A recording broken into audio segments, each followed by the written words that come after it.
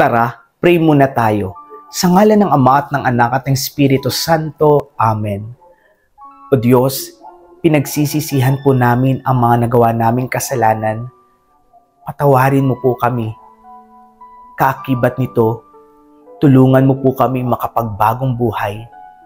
Nawa, mapagsumikapan po naming talikuran at talikdan ang anumang klase ng kasamaan, kasalanan at kadiliman. Nawa po hindi pa huli ang lahat para kami ay magbago at magpanibago.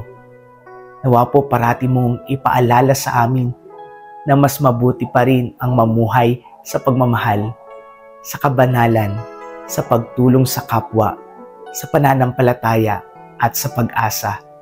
Nawa po maakay din namin ang aming kapwa patungo sa kabutihan at kabanalan. Amen. Sa ngalan ng Ama at ng Anak at ng Espiritu Santo. Amen.